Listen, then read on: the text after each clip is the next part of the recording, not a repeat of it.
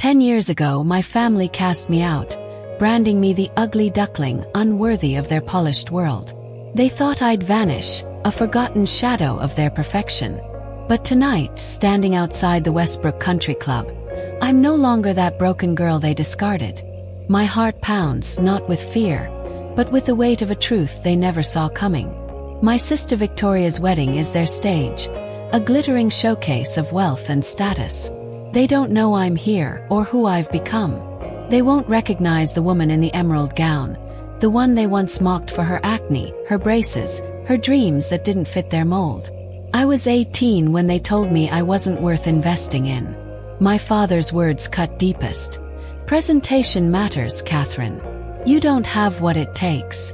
My mother's silence was louder than his cruelty. Victoria, my golden sister, stood by, her laughter echoing their judgment. I left with nothing but a suitcase, a laptop, and a promise to myself. I'd build a life they couldn't ignore. In Seattle, I forged my path, turning pain into power, coding my way to a $40 million empire. GuardianTech is my legacy, proof that brilliance outshines their shallow standards. Now I'm back, not for their approval, but to face the ghosts of my past. The moment I step inside, their world will shift. They'll see me, Katherine Brooks, the sister they erased, the CEO they never imagined. The truth will unravel, not as revenge, but as reckoning. I'm here to reclaim my place, not in their family, but in my own story. Where are you watching from? Drop your city in the comments below. Have you ever had to prove someone wrong about your worth? Share your story and hit that subscribe button to join me on this journey. Tonight, I'll walk through those doors, and by the end of this night, they'll know exactly who I am. Stay with me to discover what happens when the outcast returns, and the lies they built come crashing down. Growing up in Greenwich, Connecticut, was like living inside a carefully curated painting, every detail perfect, every flaw erased.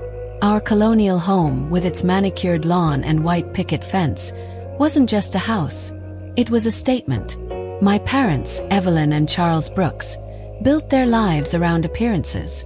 My mother, a socialite with flawless blonde hair and designer dresses, floated through country club gatherings, her smile practiced to perfection. My father, a titan in investment banking, measured his worth by the connections he kept and the impression his family made. To them, status was oxygen, and I was the crack in their polished facade.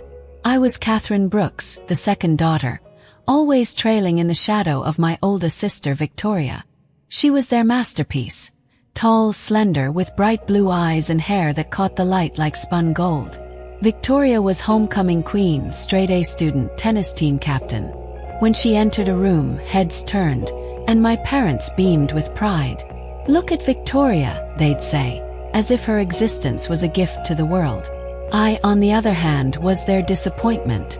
My acne-covered cheeks, metal braces, and 20 extra pounds made me a target for their sighs and side glances. My mousy brown hair never styled right, and my glasses slid down my nose like a constant reminder of my inadequacy. I tried to belong. I'd spend hours in front of the mirror, smearing concealer over my skin, hoping to look like someone my mother could love. But her words were sharper than any mirror's reflection. "Katherine, why can't you put some effort into your appearance like Victoria?" she'd ask, her lipstick flawless as she prepared for another gala. My father was less direct but no less cutting. Over dinner, he'd boast about Victoria's Ivy League prospects, then turn to me with a blank stare. "What are your plans again, Katherine?" he'd say, as if my straight A's in advanced math and science were invisible. I'd sit there, fork trembling, feeling smaller with every word. There were fleeting moments of warmth, like embers in a dying fire. One summer, my father taught us to swim. His patience a rare gift as he guided me through my fear of deep water. On Christmas mornings, the weight of appearances lifted, and we'd laugh over hot cocoa, just a family for a few hours. But those moments made the rest harder to bear. They showed me what we could have been if my parents hadn't valued perfection over love. I clung to those memories, even as they stung, proof of a life that might have existed if I'd been born different. School offered no escape. Ridgeview High was a mirror of home, where social currency was beauty and status. Victoria floated through the hallways, surrounded by admirers, while I became invisible, or worse, a target. I'd eat lunch alone, buried in books about computer programming, finding solace in lines of code. Coding was my refuge, a world where logic ruled, not looks. By 14, I was building simple games and websites in my bedroom, worlds where I could be enough. But even that drew criticism. "Nobody cares about computers, Catherine," my mother said once, finding me coding at midnight. "Focus on social skills. That's what matters in our world." The one light in those years was my grandmother, Margaret Brooks. Unlike my parents, she saw me. During summers at her modest Vermont home, I could breathe. She'd listen to my excited rambles about coding projects, her eyes bright with pride. "You have a brilliant mind, Catherine," she'd say, squeezing my hand. "Some people are blinded by the surface, but your worth runs deeper." She showed me old photos of herself, plain by conventional standards but fierce with intelligence. "Beauty fades," she'd tell me, "but brilliance grows stronger with time." Those words were my lifeline, carrying me through family dinners where Victoria's achievements were celebrated, and I was barely acknowledged. The comparisons never stopped, a relentless tide eroding my sense of self. At home, it was my mother's pointed remarks. "Look at how Victoria carries herself. That's social intelligence." School, it was worse. Ridgeview High operated on the same shallow currency as Greenwich society, and I had none of it. By my junior year, the bullying turned vicious. A group of girls, led by Victoria's friend Amanda, created a social media account called Catherine Watch. They posted unflattering photos of me, caught mid-blink, my braces glinting, my hair a mess, with captions that cut like knives. "Who let this disaster out of the house?" one read. The comments piled up, each one a fresh wound. The worst part wasn't the stranger's cruelty. It was seeing Victoria's username among the followers. I confronted her one night, my voice shaking with betrayal. "It's just a joke, Catherine," she said, rolling her eyes. "You're so sensitive about everything. Maybe if you tried harder to fit in, people wouldn't care." Her words echoed our mother's perfectly, as if she'd been trained to dismiss me.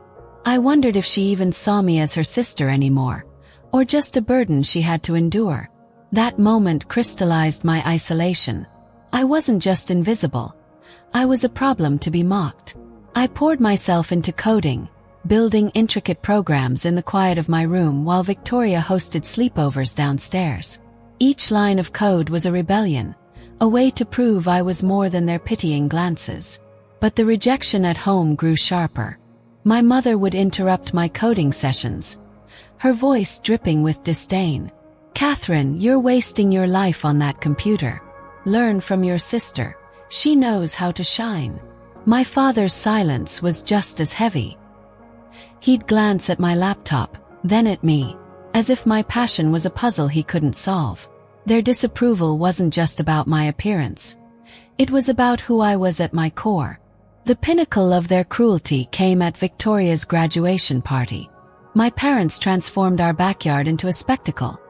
Fairy lights, catered food, a band playing softly for Greenwich's elite. I'd spent hours getting ready, choosing a navy dress with white flowers, hoping to feel like I belonged. Standing by the punch bowl, I overheard Amanda and her friends. "God, what is she wearing?" Amanda snickered. "It's like she doesn't even try." Another girl chimed in. "Imagine having to bring her to college visits. I'd die if people thought we were related." Then Victoria's voice, low but unmistakable. "You guys, stop. It's not her fault she got the bad genes." Their laughter hit me like a physical blow, shaking the cup in my hand. I waited for my mother to intervene. She'd heard the end of their conversation.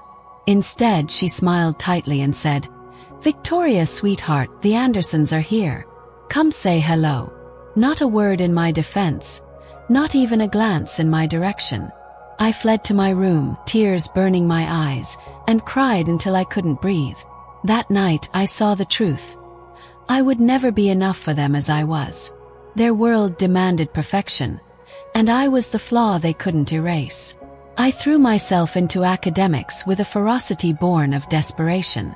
If I couldn't be beautiful, I'd be brilliant. My coding projects grew more complex, earning praise from my computer science teacher, Mr. Lambert. "You have a gift, Katherine," he said, his words a rare balm. But at home, my achievements were invisible. My mother once found me working on a website at 2 a.m. "This won't get you anywhere," she said, shaking her head. "You need to be more like Victoria. Connect with people, not machines." Her words were a reminder. My passion, my mind, my heart, they didn't matter in their world. The breaking point came when I received my acceptance letter from Stanford, complete with a partial scholarship. For the first time, I felt a spark of hope, a chance to prove I was more than their disappointment. I'd spent years coding in secret, building programs that impressed my teachers, dreaming of a future where my mind could shine. Stanford was my ticket out, a validation of everything I'd fought for.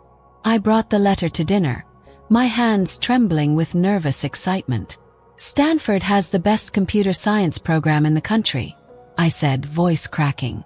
"They're offering me a scholarship." My father barely glanced at the letter. "Stanford? That's in California. Too far." My mother's frown deepened.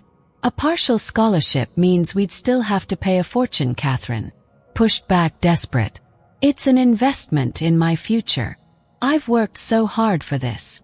My father set down his fork, his voice cold. "Let's be realistic. College is expensive, and we need to prioritize investments that will pay off. Victoria's already been accepted to Yale, my alma mater. Her path is clear." My mother chimed in, her tone sharp. "Your sister's socially adept, presentable. She has connections through her sorority. Those things matter in the real world." I felt my chest tighten, the air leaving the room. "And my academic achievements don't?" asked, my voice breaking. My father's gaze was unrelenting. "Katherine, look at you. Emotional, disheveled, making a scene. Do you really think you're ready for the professional world? You can barely handle a family dinner." His words landed like punches, each one stripping away the hope I'd clung to. Then came the final cut. "Let's be honest," he said, leaning forward. "You're the ugly duckling of this family. No degree will change that. In our world, presentation and connections are what count. You don't have what it takes." The silence that followed was deafening. Even Victoria looked uncomfortable, her eyes fixed on her plate. My mother murmured, "Charles," not in defense, but to soften his bluntness. I stood, legs shaking, and forced out the words. "So that's it. I'm not worth investing in because I'm not pretty enough." My father didn't flinch. "We're being practical. Try community college first. See if you can improve yourself." I left the table without another word, locking myself in my room. The tears came, hot and endless, but something else stirred inside me, a resolve I hadn't known I possessed. I would never beg for their approval again. The next day, my grandmother Margaret called, as if she sensed my world had shattered. Through sobs, I told her everything. She was quiet for a long moment, then said, "Pack your things, Katherine. Meet me at the bank tomorrow at noon. I have something for you." When I arrived, she handed me a cashier's check for $20,000. "I saved this for my retirement," she said, her eyes fierce with love. "But you need it more. Go to California. Become who you're meant to be." I hugged her, both of us crying. "I'll pay you back every penny," I promised. "Just succeed," she whispered. "That's all I need." That night, I sat in my room, staring at the suitcase I'd packed. The weight of their rejection pressed down, but Margaret's belief in me was stronger. I wrote a note before leaving. "Going to become someone you'll regret dismissing." I didn't say goodbye to my parents or Victoria. They didn't deserve it. As I walked out of that perfect colonial house, I wasn't just leaving Greenwich. I was leaving their version of me behind. I was 18, broken but determined, carrying nothing but a suitcase, a laptop, and the faint hope that I could build a life where I was enough. I left Greenwich with a single suitcase, my laptop, and a $20,000 check from my grandmother, Margaret Brooks. Her words echoed in my mind. Go to California. Become who you're meant to be. But reality had other plans. Stanford was a dream too far, so I landed in Seattle at the University of Washington, with a financial aid package that barely covered tuition.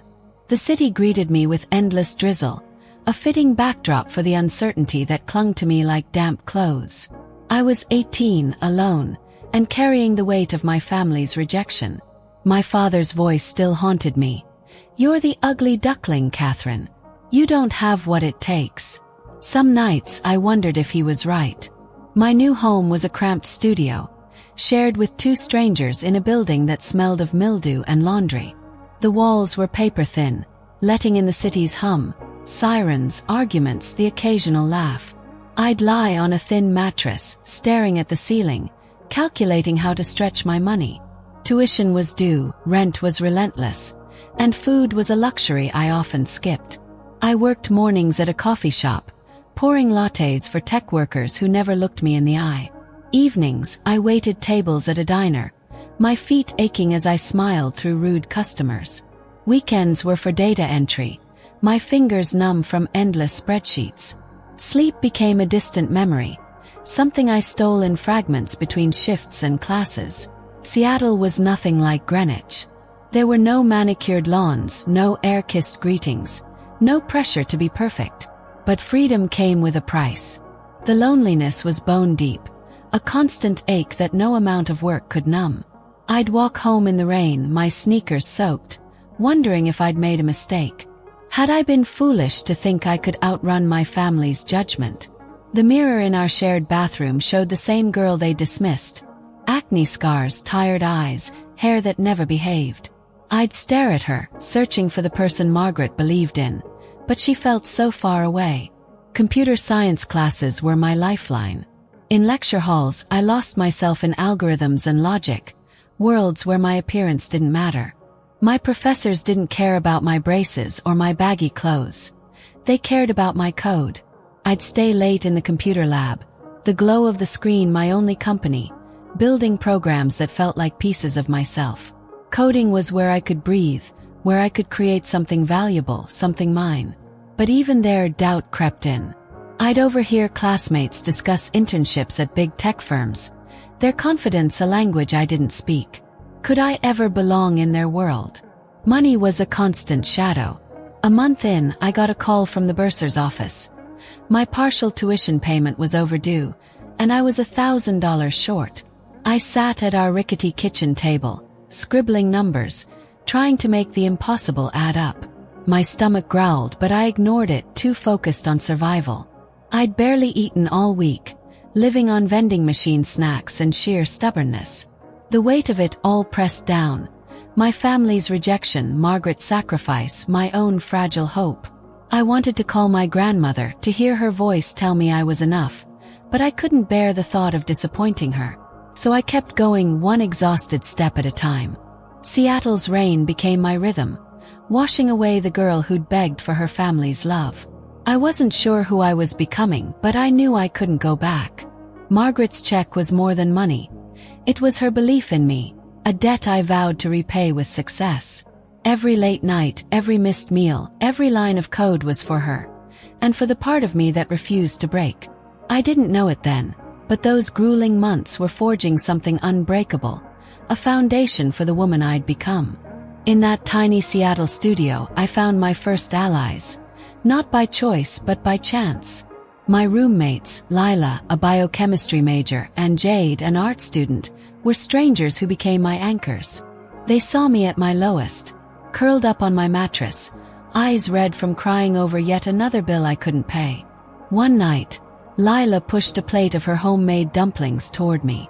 "You've barely eaten, Katherine," she said, her voice firm but kind. "Take it." My stomach growled in betrayal, and I accepted, the warmth of the food softening the edges of my fear. Jade slid a flyer across the table, her pierced eyebrow raised.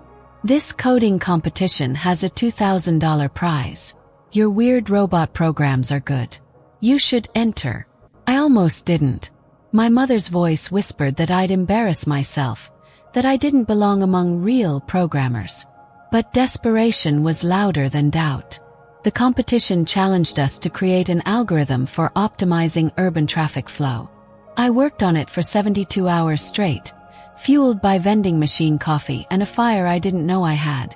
My hands shook as I presented my solution, expecting the judges to dismiss me. But they didn't. They leaned forward, asked questions, their eyes sharp with interest.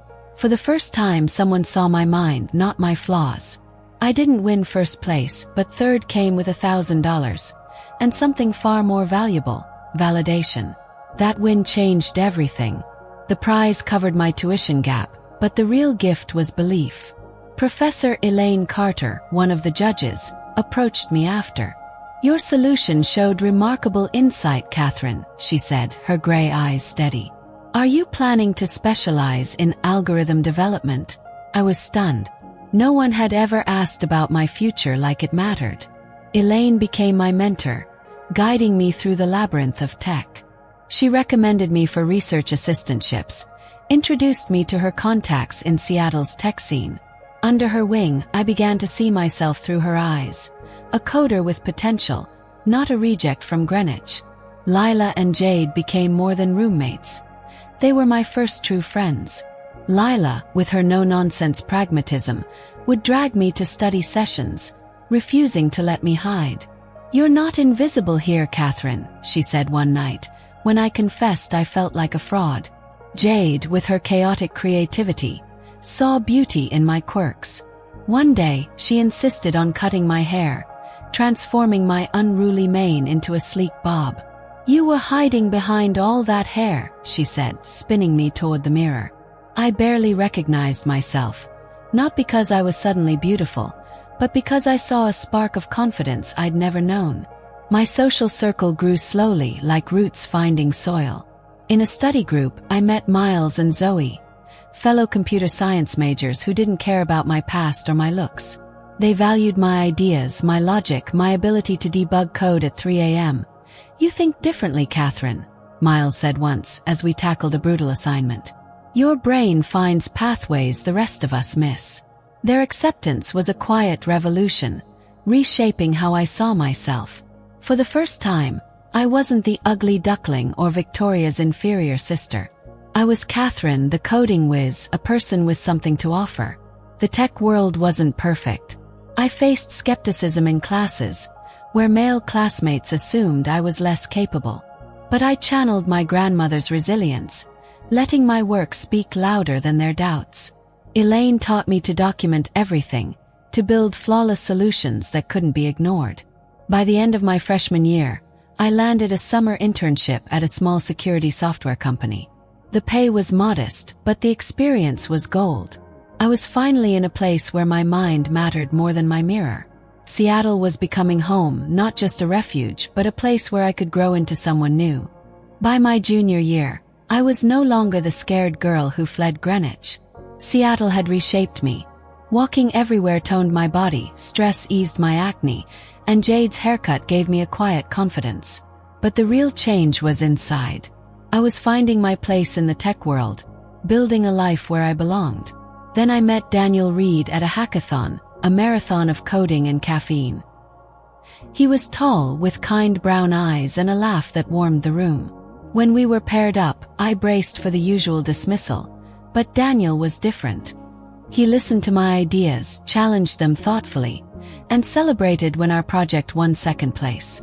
Daniel saw me in ways I hadn't seen myself. On our third date, he tucked a strand of hair behind my ear and said, "I like how your mind works, Katherine. You see solutions where others see walls." His words hit me like a revelation. No one had ever valued my intellect so openly, so gently. Our relationship grew slowly, built on mutual respect and shared dreams. He was a UX designer, passionate about making tech accessible, and we'd spend hours debating user interfaces or brainstorming app ideas. With him, I felt safe not because he fixed me, but because he saw me, really saw me, and liked what he found. Our first kiss was on his apartment rooftop, Seattle's skyline glittering around us. The city's lights felt like a promise, a world I was finally part of. Daniel's gentleness healed wounds I hadn't named. "You're enough, Katherine," he'd say when I doubted myself, his voice steady against my fears. One night, at a tech conference he'd convinced me to attend, he introduced me as the brilliant Katherine Brooks. The words felt foreign, but I held on to them, daring to believe I could be that person. With Daniel, I wasn't running from my past. I was building a future. The tech world continued to challenge me. At my internship, a senior developer named Greg called my algorithm cute, his smirk dismissing months of work. I stayed up 3 nights, refining it until it outperformed his solution. When I presented it to the team, Greg's silence was sweeter than any apology. My confidence grew, not from proving him wrong but from proving myself right. I was good, no, I was exceptional, and I was only getting started. Elaine Carter remained my guide, pushing me to aim higher. She recommended me for a research project on cybersecurity, a field I hadn't considered. "The industry needs minds like yours," she said, her voice firm. "Creative, resilient, unafraid to challenge the status quo." I dove in, fascinated by the puzzle of protecting data in a world of threats. My work caught the eye of a local startup, landing me a part-time role. The pay let me move to a better apartment, a small victory that felt monumental. I was no longer surviving, I was building. Physical changes came without my noticing. The constant walking, the easing of stress, the confidence Daniel and my friends gave me, they all reshaped me. One day, Lila looked at me and said, "You're glowing, Katherine. Not your skin, your whole self." I laughed it off, but she was right. The mirror showed a woman I was starting to recognize, not because I fit Greenwich's standards, but because I was becoming my own. My acne scars faded, my posture straightened, and my eyes held a fire I'd earned. Daniel and I grew closer, our bond a quiet strength. He'd listened to my fears, about failing, about never escaping my family's shadow, and never judged. "You're writing your own story," he'd say, his hand warm in mine. "And it's a damn good one." His belief mirrored Margaret's, a reminder that I was worth betting on. By my junior year, I was balancing classes, work, and a relationship that felt like home. I didn't know what lay ahead, but I knew I wasn't alone. Seattle, with its rain and its possibilities, had given me allies, love, and a chance to become someone my family could never imagine. By my senior year in Seattle, I was no longer the scared girl who fled Greenwich, but the scars of my family's rejection still lingered. I'd found my footing at the University of Washington, my coding skills sharpened by late nights and relentless drive. When Vertex Security, a mid-sized cybersecurity firm, offered me a junior developer role, I saw it as my chance to prove I belonged in the tech world. Walking into their sleek office, I felt a mix of awe and fear. This was a place where ideas mattered, but I quickly learned it wasn't free of judgment. The tech industry had its own biases, and as a young woman, I was an outlier in a sea of men who assumed they knew better. My first weeks at Vertex were a trial by fire. My ideas were dismissed, my contributions overlooked. A senior developer named Greg, with his condescending smirk, set the tone. During my first code review, he leaned back and said, "Your approach is interesting, Katherine, but unnecessarily complex." His words echoed my father's dismissal, and for a moment I felt 18 again, unworthy. But I'd come too far to shrink. I stayed late, refining my solution, running tests until it outperformed the standard approach. When I presented it to the team, Greg's silence was louder than any praise. My code spoke for itself, and I learned a vital lesson. Results were my armor. The skepticism didn't stop. Male colleagues questioned my fixes, assuming I'd missed something obvious. I'd overhear them joking about diversity hires, their words a subtle jab at my presence. Slight fueled me. I documented every line of code, every test case, ensuring my work was unassailable. My manager, Rebecca Lynn, a no-nonsense CTO, noticed. 6 months in, during an internal security audit, I spotted a critical vulnerability in our flagship product, a flaw that could have exposed client data. I worked through the weekend, crafting a patch that fixed it without slowing performance. Standing in the boardroom, I laid out my findings, my voice steady despite the pounding in my chest. Rebecca studied me, her eyes sharp. "Implement it," she said simply. "And I want you on the security audit team moving forward." That moment was a turning point. For the first time, I wasn't just surviving in tech, I was thriving. Rebecca became my mentor, teaching me not just technical skills but how to navigate a world that wasn't always kind to women like us.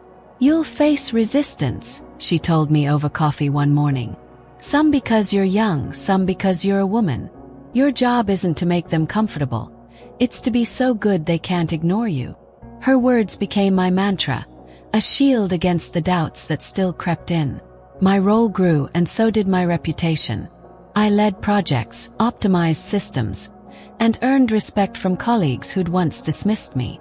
Greg, the smirking developer, stopped questioning my work after I fixed a bug he'd spent weeks on. The victories were small but cumulative, each one chipping away at the voice in my head that sounded like my father's. I was proving him wrong, not with beauty or connections, but with skill and grit. My salary let me move to a better apartment, one with a view of Puget Sound, a far cry from the mildew-scented studio I'd started in. For the first time, I felt like I was building a life, not just surviving one. But the past wasn't silent. Nightmares of Greenwich still woke me. My mother's critical gaze, Victoria's laughter, my father's cold verdict. I'd lie awake, wondering if I'd ever escape their shadow. Rebecca saw my drive but also my pain. "You're carrying something heavy, Katherine," she said once. "Don't let it define you." Her words pushed me to confront what I'd buried, setting the stage for the growth that would come. Vertex was my proving ground, where I learned that my worth wasn't tied to my family's approval. It was in the solutions I built, the problems I solved, and the person I was becoming. Vertex Security gave me a foundation, but my ambition burned brighter than a corporate cubicle could contain. During a client project on ransomware recovery, I noticed patterns others missed, subtle markers that could predict attacks before they struck. What started as a fix for one client grew into an idea that could change cybersecurity. A predictive threat detection algorithm. I spent months refining it, testing it against every scenario I could imagine. When I showed it to Rebecca, her eyes widened. "This isn't just an improvement, Katherine," she said. "This is a paradigm shift." Vertex wanted to integrate my algorithm into their products, offering a bonus and a promotion. But something in me, the same instinct that drove me out of Greenwich, knew this was bigger than one company. I wanted to build something of my own, a legacy that proved my family's dismissal was their failure, not mine. With Rebecca's reluctant blessing and Daniel's unwavering support, I took the biggest risk of my life. I left Vertex to found GuardianTech, a startup built around my predictive security framework. The decision felt like stepping off a cliff, but I was done playing small. The early days were brutal. My savings vanished into legal fees, software licenses, and a dining table that doubled as my office. I worked from my apartment, a modest space with creaky floors and a view of Seattle's skyline. Daniel, now a UX designer, poured hours into crafting GuardianTech's user interface, his belief in me a quiet strength. My old study group friends, Miles and Zoe, joined as my first employees, accepting equity instead of salaries I couldn't yet pay. "We believe in what you're building," Miles said, his voice earnest. "And in who's building it." Their trust was a weight I carried with pride and fear. Funding was a constant battle. I pitched to venture capitalists who raised eyebrows at my age and gender. "Impressive work," one said, "but are you sure you're ready to lead a company?" His doubt echoed my father's, but I'd learned to let data speak louder than bias. I presented hard numbers, test results, projected impact, market gaps. One investor, introduced by Lila's cousin, saw the vision. His backing gave us runway, but every dollar spent felt like a gamble on my worth. Sleepless nights became routine. My laptop's glow my only companion as I coded, planned, and prayed I wasn't failing those who believed in me. Our first client, a financial services firm, came through Elaine Carter's network. They were tired of reactive security and trusted my platform to protect their data. Their success drew others, each contract building GuardianTech's reputation. Within 18 months, we'd grown from a concept to a company with 20 employees and a real office. Tech publications took notice, one headline reading, "Security's New Frontier: How Katherine Brooks is Revolutionizing Cybersecurity." The article included a photo of me in a blazer, standing before a wall of monitors, a far cry from the girl my family dismissed. I stared at it, feeling a mix of pride and disbelief. Was this really me? The numbers told a clearer story. Our second round of funding valued GuardianTech at $40 million, a figure that felt surreal. I was now a CEO, leading a team that respected me, serving clients who sought my expertise. But success didn't erase the past. I'd see my reflection in the office windows and remember my mother's critiques, my sister's laughter. I channeled that pain into drive, ensuring every milestone was flawless. GuardianTech wasn't just a company. It was my answer to every time I'd been told I wasn't enough. The world began to notice. Invitations to speak at conferences poured in, and I found myself on panels with industry giants. I'd stand on stage, sharing my vision, and see young women in the audience, their eyes bright with ambition. I wanted to tell them what I wished I'd known at 18. Your worth isn't in a mirror or someone's approval. It's in what you create, what you endure, what you dare to dream. GuardianTech was my dream made real, a testament to the girl who refused to disappear. As GuardianTech rose, so did I. But the climb wasn't just professional. The wounds of Greenwich still bled, surfacing in quiet moments when I doubt my place in this new life. I'd built a company, but part of me was still the teenager begging for her family's love. That's when I started therapy with Dr. Allison Hayes, a woman whose calm presence felt like a safe harbor. "You've achieved so much, Katherine," she said in our first session. "But there's a part of you still waiting for their approval." She was right. Despite my success, I craved validation from the people who'd hurt me most. Therapy was hard, like peeling back layers of scar tissue. I talked about my father's cold dismissal, my mother's relentless critiques, Victoria's betrayal. Dr. Hayes helped me see that their rejection wasn't about me. It was about their own limitations. "Your worth was never theirs to define," she said, her words sinking deep. I began to let go, not of the pain, but of the need to prove myself to them. Each session was a step toward freedom, a chance to reclaim the girl I'd buried under their judgment. Daniel Reed, my rock, stood by me through it all. His love was unconditional, grounded in who I was, not what I achieved. One rainy Seattle evening, he proposed, kneeling in our living room with a simple sapphire ring. "Be my partner in everything," he said, his eyes steady. "The way I want to be yours." I said yes, tears mixing with laughter, feeling for the first time that I belonged completely. Daniel wasn't just my fiancé. He was my chosen family, a reminder that love could be safe, could be real. My chosen family grew. Miles, Zoe, Lila, Jade. They were my anchors, celebrating my wins and holding me through losses. When I learned of Margaret's passing, it was through a stranger's message, not my family. The news shattered me. My grandmother, the one person who'd seen my worth from the start, was gone, and I hadn't said goodbye. I cried in Daniel's arms, grief tangled with guilt. "She knew, Katherine," he said softly. "People who love like that always know." His words eased the ache, but the silence from my parents and Victoria cut deep. They'd erased me so completely. Even Margaret's death didn't warrant a call. Her loss fueled a new purpose. I established a mentorship program for young women in tech, inspired by Margaret's belief in me. I'd meet with them, sharing my story, teaching them to code, showing them they didn't need permission to shine. One girl, shy and brilliant, reminded me so much of myself. "You're enough," I told her, echoing Margaret's words. Those moments felt like repayment, a way to honor the woman who'd saved me.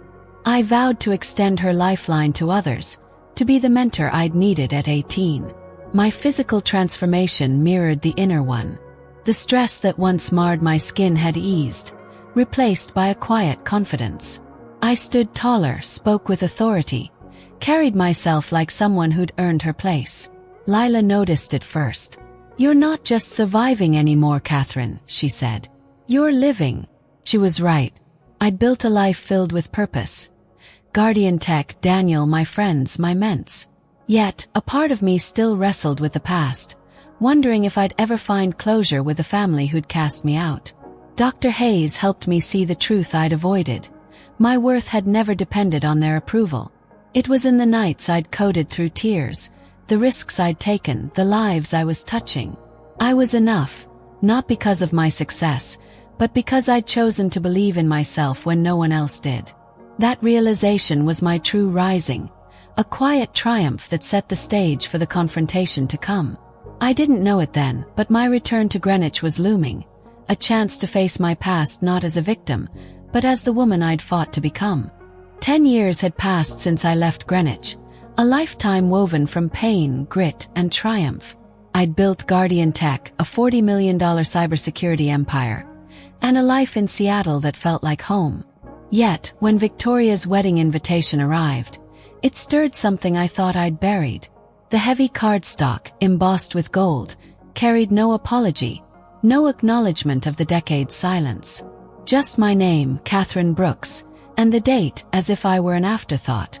I stared at it, my fingers tracing the elegant script, torn between tearing it up and facing the family that had cast me out. Daniel, my fiancé, saw the storm in my eyes. "You don't owe them anything," he said, his voice steady. "But if you go, it's for you, not them." He was right. This wasn't about their approval. It was about closing a chapter on my terms. The drive to Westbrook Country Club felt like stepping into a memory I'd tried to erase. Greenwich hadn't changed. Its manicured lawns, its air of untouchable wealth, its unspoken demand for perfection. I wore an emerald gown that hugged my frame, a far cry from the frumpy dresses of my youth. My hair, once a mousy tangle, fell in sleek waves, and my posture carried the confidence of a woman who'd built her own world. But inside, I was a soldier entering a battlefield I'd already survived. My heart pounded, not with fear, but with the weight of truth I carried. I wasn't here to beg or plead. I was here to be seen, to stand in the space they tried to erase me from. Walking into the venue, I felt their world envelop me. The clink of champagne flutes, the murmur of elite conversations, the scent of roses and privilege. No one recognized me at first. I was a stranger in their midst, my transformation shielding me from their gaze. An older woman, one of my mother's friends, approached me with a polite smile. "You must be a colleague of James's," she said, referring to Victoria's groom. "What do you do?" Paused, savoring the moment. "I'm Katherine Brooks," I said, my voice calm but firm. "I run a cybersecurity company in Seattle." Her eyes widened, a flicker of confusion crossing her face. "Brooks, are you related to the family?" I smiled, letting the question hang. "You could say that." The crowd parted as I moved deeper into the garden, where fairy lights twinkled against the dusk. I saw my parents first. Evelyn, her blonde hair still flawless, her dress a study in understated elegance. Charles, his jaw set, his suit tailored to his power. They were mingling, their smiles practiced, their world intact. Then I saw Victoria, radiant in her white gown, laughing with her bridesmaids. She was everything Greenwich demanded. Beautiful, poised, perfect. For a moment, I remembered the little girl who'd once shared her crayons with me, but that memory faded against the weight of her betrayal. She'd laughed at my pain, stood by as our parents dismissed me. This was her day, but I wasn't here to celebrate her. Evelyn's gaze landed on me, her smile faltering. She tilted her head as if trying to place me, then froze. "My God," she whispered, her hand clutching Charles's arm. "Is that Katherine?" Charles turned, his eyes narrowing, then widening in disbelief. The air shifted, a ripple of recognition spreading through their circle. I stood still, letting them see me, the woman they'd called the ugly duckling, now a CO, a force they couldn't ignore. Evelyn took a step forward, her voice trembling. "Katherine, what are you doing here?" Her words weren't welcoming. They were a plea for me to disappear, to preserve their perfect tableau. I didn't answer right away. I let the moment stretch, their discomfort a mirror to the years I'd spent under their judgment. I was invited, I said finally, my tone measured. By Victoria. Charles's face hardened, his voice low. This is your sister's day. Don't make a scene. The irony stung. He'd never cared about my feelings, but now he demanded I protect theirs. I met his gaze, unflinching. I'm not here to disrupt, I said. I'm here to be seen. Their silence was heavy, a crack in their carefully curated world. I turned away, my heart steady, knowing the real confrontation was yet to come. The reception unfolded like a play, each guest performing their role in Greenwich's theater of status. I moved through the crowd, Daniel by my side, his hand a quiet anchor. Victoria hadn't seen me yet, her laughter floating over the string quartet as she danced with her new husband, James Thornton III. He was handsome, charming, the kind of man Greenwich approved of. Wealthy, connected, polished. I watched them, a pang of something unnameable stirring in my chest. Not jealousy, but a fleeting wish that things could have been different, that Victoria and I could have been sisters in truth, not rivals in our parents' eyes. James caught my eye across the room, offering a polite nod, unaware of who I was. Victoria followed his gaze, her smile freezing as she recognized me. Her steps faltered, the crowd blurring around her as she approached. "Katherine," she said, her voice a mix of shock and unease. "What are you doing here?" Her words echoed our mother's, but there was something else. Fear, perhaps, that her perfect day was unraveling. I held her gaze, my voice steady. "You invited me," I said. "I thought it was time we saw each other again." James joined us, his smile warm but confused. "You two know each other?" he asked, glancing between us.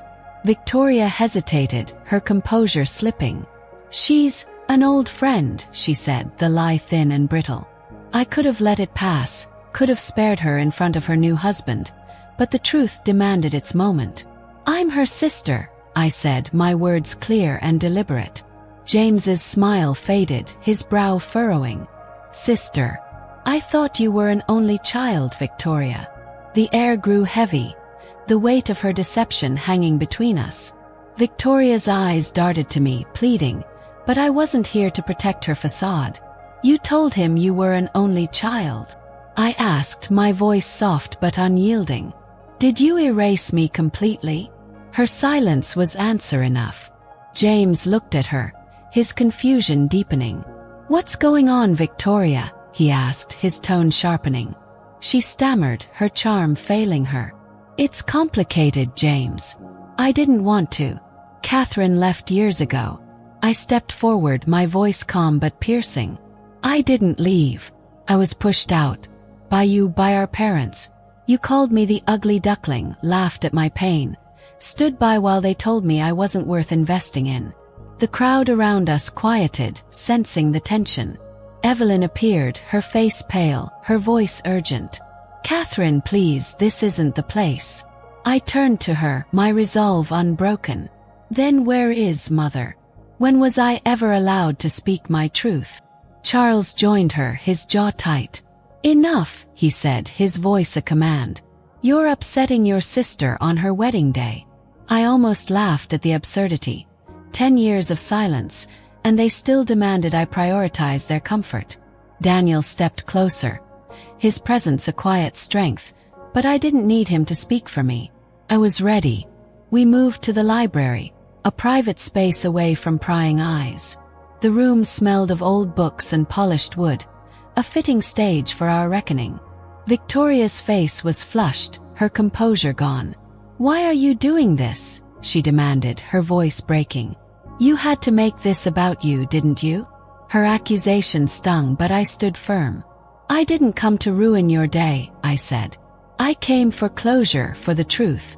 You lied about me, Victoria. You erased me to make your story cleaner. But I'm here, and I'm not invisible anymore." James watched, his expression torn between shock and betrayal. "You told me your family was small, just your parents," he said to Victoria. Why hide a sister? She looked away, unable to answer. I filled the silence. Because I didn't fit their image, I said. They wanted perfection, and I was the flaw. They mocked my appearance, my dreams, my worth. Victoria was part of it, laughing with her friends, pretending I didn't exist. I was 18 when they told me I wasn't worth a college education. I left to build a life without them. Evelyn's voice was a whisper. We didn't mean it like that, Katherine. But her eyes betrayed her. They'd meant every word. Charles's silence was louder. His discomfort a confession. I looked at them, the family who'd shaped my pain, and felt something shift. This wasn't revenge. It was release. I wasn't here to destroy them, but to free myself from their hold. The truth was out, raw and undeniable, and I was no longer the girl they'd silenced. The library felt like a courtroom, the air thick with unspoken verdicts. Victoria's eyes glistened, her perfect facade crumbling. I didn't know how to talk about you, she admitted, her voice small. You were always so different. I thought you wanted to be gone. Her words were a half-truth, a way to soften her complicity. I shook my head, my voice steady but heavy. I didn't want to be gone, Victoria. I wanted to be seen. You chose their side, laughed when they called me worthless. You built your life on their approval, but I built mine despite it. James Thornton too, James's father, entered the room, his presence commanding. He'd overheard enough to piece it together. You're Katherine Brooks, he asked, his tone curious. The CEO of GuardianTech. I read about your predictive algorithm in Forbes. His words hung in the air, a stark contrast to the family's dismissal. Charles's head snapped up, his eyes narrowing. GuardianTech, he repeated, as if the name was foreign. I nodded, my gaze unflinching. Yes, my company. Valued at $40 million. Built from nothing, despite your hindrance. Charles's face flushed, a mix of shock and defensiveness. You've done well for yourself, he said, his voice tight, as if claiming credit. We always knew you had potential. The lie was audacious, and Daniel, silent until now, couldn't stay quiet.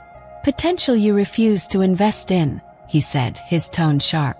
You told her she wasn't worth a college education. She built this life without you, despite you. Charles bristled but had no retort. Evelyn's hand trembled, her eyes fixed on the floor, unable to meet mine.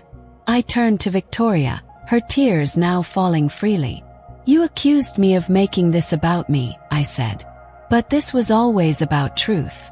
You lied to James, erased me to keep your story perfect. I'm not here to hurt you, but I won't carry your shame anymore. She looked at me, her voice breaking. I was jealous, okay? You were so smart, so sure of yourself, even when they tore you down. I didn't know how to be that strong.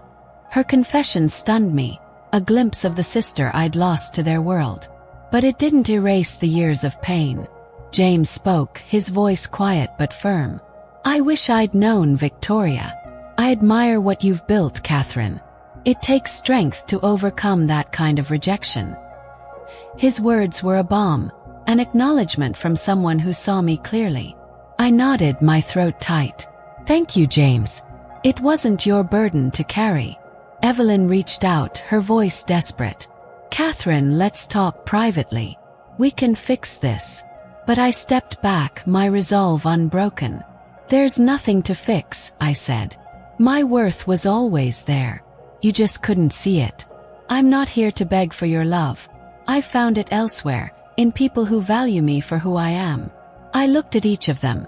Evelyn's tear-streaked face, Charles's stunned silence, Victoria's broken facade. They were no longer giants in my story, just people who'd failed me. I turned to Daniel, his eyes full of pride, and took his hand. Let's go, I said softly. As we walked out, I felt the weight of their judgment lift, replaced by a quiet strength. I hadn't come for revenge. I'd come for closure, to stand in my truth and let them see the woman I'd become. Outside, the night air was cool, the stars a silent witness to my freedom. Daniel pulled me close, his voice warm. You were incredible in there. I smiled, a real one, unburdened by their expectations. I wasn't incredible, I said. I was honest. For the first time, I wasn't afraid to be. The confrontation wasn't the end. It was a beginning, a chance to live without their shadow. I'd faced my past, not to destroy it, but to claim my place in my own story. And as I walked away, I knew I'd never look back. Walking away from that library at Westbrook Country Club, I felt lighter, as if I'd shed a weight I'd carried for a decade. The confrontation with my family wasn't the revenge I'd once imagined in my darkest moments. It was something deeper, a reckoning with my past that set me free. Victoria's tears, my mother's trembling hands, my father's stunned silence. They lingered in my mind, but they no longer defined me. I'd stood in their world, spoken my truth, and walked out whole. For the first time, I understood that my worth wasn't tied to their approval. It never had been. In the weeks that followed, Victoria reached out. Her first message was tentative, a text that read, "Can we talk? Just us." I hesitated, my finger hovering over the screen, memories of her laughter and betrayal sharp in my chest. But something in me, perhaps the part that still remembered the sister who'd shared crayons with me as a child, wanted to hear her out. We met in Seattle, at a quiet cafe overlooking Puget Sound. She looked different without her wedding gown, her face bare of makeup, her eyes heavy with something I hadn't seen before, vulnerability. "I was jealous of you," she admitted, her voice low, almost lost in the hum of the cafe. "You were so smart, so sure of yourself, even when Mom and Dad tore you down. I didn't know how to be that strong." Her words stunned me, peeling back layers of a sister I'd stopped trying to understand. She spoke of the pressure to be perfect, to uphold our parents' image, to be the golden child they demanded. "I thought if I followed their rules I'd be happy," she said. But I wasn't. Not really. For the first time, I saw her not as my rival, but as someone trapped in the same cage I'd escaped, just in a different way.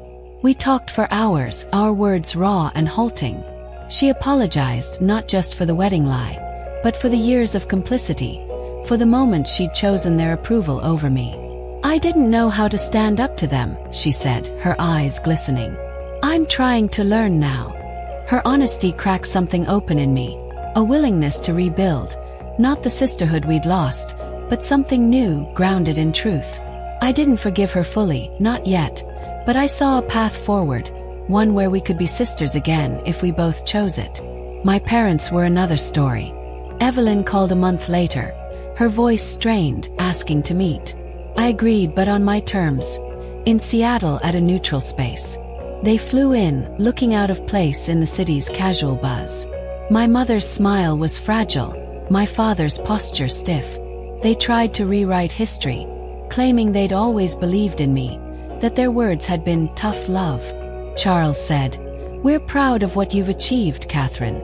You've exceeded our expectations." His words, meant as a compliment, felt like a betrayal of the girl they'd dismissed. They hadn't believed in me. They'd bet against me. I set boundaries, my voice calm but unyielding. "I'm not here to argue about the past," I said. "But I need you to acknowledge what you did. You told me I wasn't worth investing in, that I was the ugly duckling. That wasn't love, it was rejection." Evelyn's eyes filled with tears, but she stayed silent. Charles shifted, uncomfortable. "We made mistakes," he admitted, the words grudging. It wasn't enough, but it was a start. I told them I'd keep the door open, but only if they respected my terms. No more lies, no more judgment. "I've built a life without your approval," I said. "I don't need it now, but I'm willing to try if you are." They nodded, but I knew the road ahead would be long if it existed at all. The Margaret Brooks Foundation became my way of honoring the one family member who'd never failed me. I poured my heart into it, funding scholarships for young women in STEM, women like the girl I'd been, brilliant but overlooked. At our first event, I spoke to a room of aspiring coders, their faces bright with ambition. "You don't need anyone's permission to shine," I told them, my voice steady with conviction. "Your worth is in your mind, your heart, your resilience." As I spoke, I felt Margaret's presence, her fierce love guiding me still. The foundation wasn't just a legacy. It was a promise to myself, to never let anyone feel as invisible as I once had. The confrontation at Victoria's wedding wasn't the end of my story. It was the beginning of a life unburdened by my family's shadow. I returned to Seattle with Daniel, my chosen family, and a clarity I'd never known. My worth wasn't something to prove. It was something to live. I'd spent years chasing validation, first from my parents, then from the tech world, but standing in that library, I'd realized it was already mine. I was enough, not because of GuardianTech's $40 million valuation or the headlines that called me a trailblazer, but because I'd chosen to believe in myself when no one else did. GuardianTech grew, its mission to protect data resonating in a world of escalating threats. I led with a vision shaped by my past. Every system we built was designed to see what others missed, just as I'd learned to see my own worth. Our expansion plans took us global, with offices opening in London and Singapore.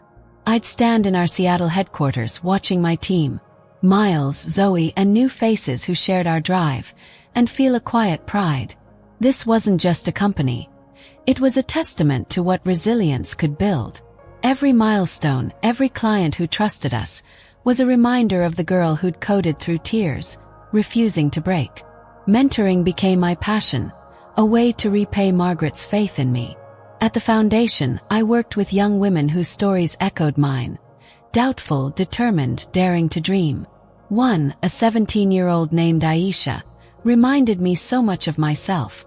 She'd taught herself to code in a library. Her family unable to afford a computer. "I'm scared I'm not good enough," she confessed one day, her eyes downcast. I knelt beside her, my voice firm. "You're more than enough," I said.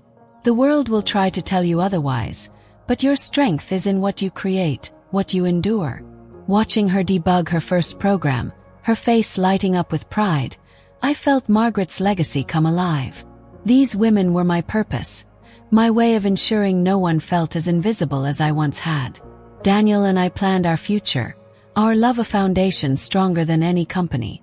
We'd walk along Seattle's waterfront, dreaming of a life filled with laughter, maybe children, always each other. One evening, on our balcony overlooking the city, I leaned against him, the sunset painting the sky in gold.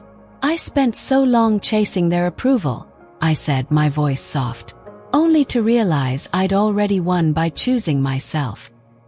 He kissed my forehead, his warmth a quiet promise. "You're my home, Katherine," he said. "Always will be." In his arms, I found a peace I'd never known, a certainty that love could be as steady as code, as enduring as truth. Victoria and I continued our cautious steps toward reconciliation. We'd talk every few weeks, our conversations growing less guarded. She was learning to break free from our parents' expectations, to be more than the perfect daughter. "I'm trying to find my own strength," she told me once, her voice earnest.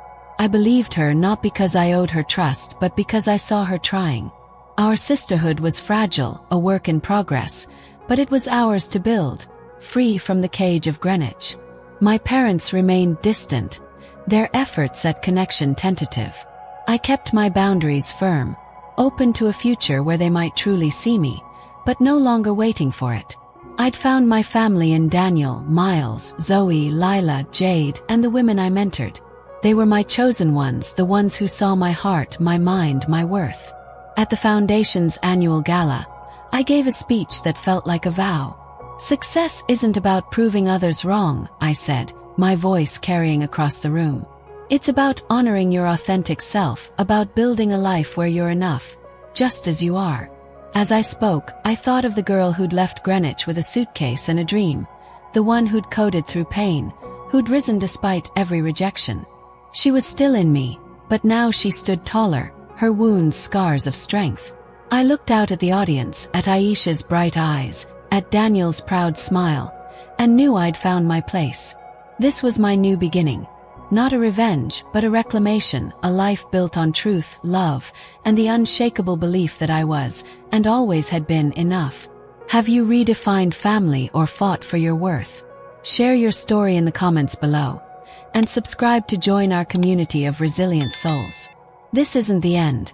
It's just the start of living unapologetically, fiercely, fully myself.